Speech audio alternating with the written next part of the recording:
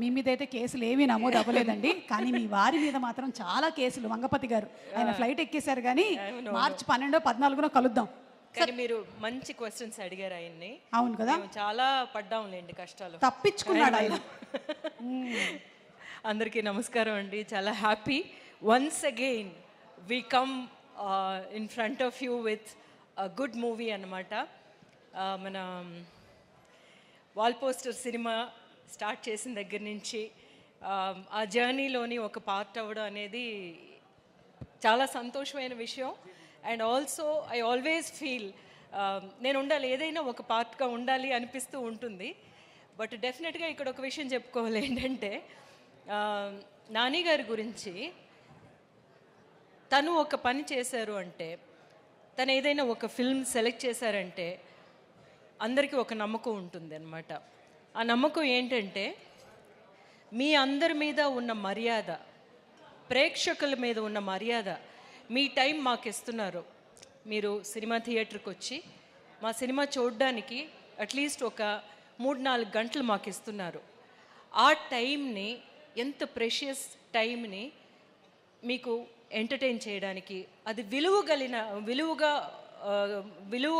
విలువైన టైంగా మార్చడానికి ఆయన ఎప్పుడు అంత బాగా కృషి చేస్తారనమాట. అది ఆయన యాక్ట్ చేసే పిక్చర్లు కానీ, లేకపోతే ఆయన అసోసియేట్ అయిన ఏమైనా సరే, ఏ ప్రోగ్రామ్స్ అయినా సరే, దాని తర్వాత వస్తే తను నిర్మించే సినిమాల్లోనూ కూడా అలాగే ఉంటుంది అనేది. డెఫినెట్గా మీరు మా కోసం ఒక 4 గంటలు స్పెండ్ చేసి థియేటర్కి వచ్చారంటే we will not disappoint you అనేదన్నమాట తన మీద అందరికీ ఏర్పరచుకున్న ఒక నమ్మకం. అలాగే అందులోని నెక్స్ట్ చాప్టర్గా ఈ కోర్టు వస్తుంది. సో ఈ కోర్టు దగ్గరికి వచ్చామంటే, ఇట్లాంటి ఒక సబ్జెక్టు అనేసి చాలా సీరియస్ కాబోలు అది ఇది అని చెప్పేసి అనుకుంటారేమో. కాదు, యాక్చువల్గా ఇట్స్ ఎ గుడ్ మూవీ అన్నమాట. ఒక మూవీ మనకి ఏం చేస్తుంది, మనల్ని ఎంగేజ్ చేస్తుంది. ఫస్ట్ నుంచి చూడడం స్టార్ట్ చేసిన దగ్గర నుంచి నెక్స్ట్ ఏంటి జరుగుతుంది, ఎందుకు ఇలా జరిగింది, వీళ్ళు ఏం చేశారో, అలాంటి ఒక స్క్రీన్ ప్లే ఈ పిక్చర్కి ఉండడం అన్నమాట. The best quality of Jagadish screen play. అది వినగానే నాకు అనిపించింది డెఫినెట్గా ఈ పిక్చర్ బాగా హిట్ అవుతుంది. So another blockbuster to us in that way. అతను కొత్త డైరెక్టరు అన్న ఏ ఒక్క ఇది కూడా లేకుండాను తన కథ చెప్పినప్పుడే అర్థమైంది ఎంత బాగా వర్క్ చేసుకున్నాడు అని. స్క్రీన్ ప్లే ద్వారా తను చేసిన ఒక డైలాగ్, ఇందులోనేమో మంగపతి అనే క్యారెక్టర్ కానీ, లేకపోతేనేమో మిగతా క్యారెక్టర్స్ కానీ మాట్లాడే విధానం మీకు చూస్తుంటే, అది కదా, ఇలా కదా, నిజం కదా, ఇది కరెక్టే కదా, వీళ్ళ యాంగిల్ కరెక్టే కదా అని అనిపిస్తుంది అన్నమాట. అవన్నీ తన వాయిస్ అది అంతాను. ఇప్పుడు మేము అందరం మాట్లాడామనుకోండి, అవన్నీ జగదీష్ వాయిస్, తను మేము ఇమిటేట్ చేసాము అంతే ఈ పిక్చర్లో. స్పెషల్లీ మంగపతి గారి క్యారెక్టర్ అలా చూసుకుంటే. So I saw that one director with so much of conviction, so much of clarity. ఒక్క షాట్ కూడా ఎక్స్ట్రా తీయలేదు, ఒక్క షాట్ కూడా ఎక్స్ట్రా అవసరం రాలేదన్నమాట. అలాంటి ఒక డైరెక్టర్ని సపోర్ట్ చేయడం, అది లాస్ట్ వరకు తీసుకురావడానికి ఎంత మంచి అంత మంచి ఒక డైరెక్టర్, ఒక మంచి కథని తీసుకురావాలి అన్న ఒక ఉత్సాహం ఉంటే తప్ప తీసుకురాలేరు. So I'm so happy to be this Seetharatnam. నా సీతారత్నం క్యారెక్టర్ తెస్తే అందరూ అంటారు కదా, ఇంకొక అమ్మ క్యారెక్టర్ అని చెప్పేసి అంటారు. కాదు, ప్రతి అమ్మ క్యారెక్టర్ నాది చూసుకుంటే ఆ అమ్మ చాలా ప్రత్యేకమైన అమ్మే, డెఫినెట్గా కదా. ఒక్కొక్కటి ఒక్కొక్క సిగ్నేచర్ ఉంటుంది. అలా ఉంటే తప్ప నేను చెయ్యను, అలా ఉంటే తప్ప నాని గారు నాకు ఆ క్యారెక్టర్ మీరు చేయాలని చెప్పరు, డెఫినెట్గా అనమాట.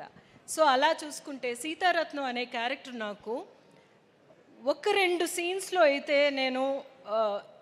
నేనే కొంచెం చాలా వర్క్ చేయాల్సి వచ్చిందనమాట. అందులోనేమో డైలాగ్స్ ఉండవు. డైలాగ్ ఉండే సీన్స్ ఆఫ్ కోర్స్ మనం ఆర్టిస్టులుగా చాలా ఈజీ అది చేసేయడం, కానీ డైలాగులు లేకుండా కొన్ని విషయాల్ని మనమేమో ప్రేక్షకులకి we have to make them understand అనమాట, make them realise the inner journey. So దానికేమో కొన్ని అట్లాంటి దొరకాలని ఎదురు చూస్తూ ఉంటాం యాజ్ అన్ యాక్టర్. సో అట్లాంటి సీన్స్ నాకు ఇచ్చినందుకు Jagadish thank you so much. And ఇందులోనేమో ఇది చాలా important film for Priyadarshi, because as an actor I see it's going to be a different angle anamata, and I wish you that from here you're going to make so many movies.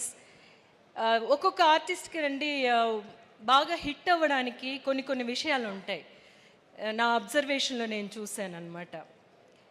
అందులోని ఒక peculiar voice ఉన్న వాళ్ళందరూ ఏదో ఒక విధంగా success అవుతారు. నాకు రమ్యకృష్ణ గారి వాయిస్ చాలా ఇష్టం, ఎందుకంటే ఆవిడది చాలా పెక్యులర్ వాయిస్ అనమాట.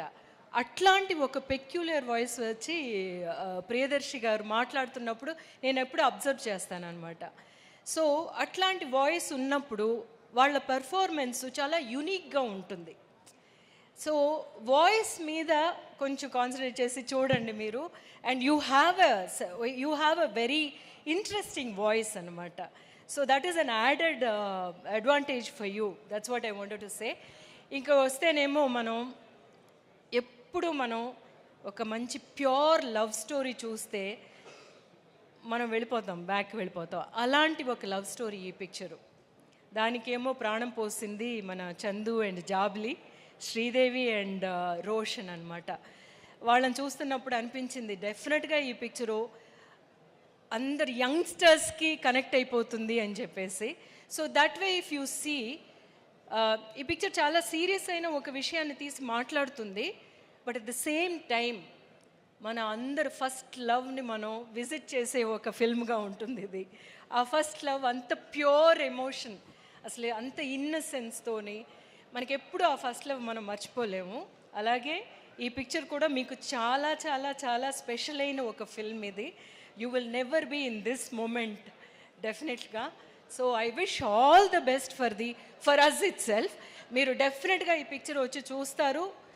మీ time is going to be worthwhile అనమాట. హోలీతో పాటు మా కోర్టుని కూడా వచ్చి సెలబ్రేట్ చేసుకుందాము. Thank you so much Rohini garu. నా పేరు రోషిని అంటారేంటి? అంటే ఇందాక వెలుతురు లేదు కదండి, అందుకని రోషిని అన్నా.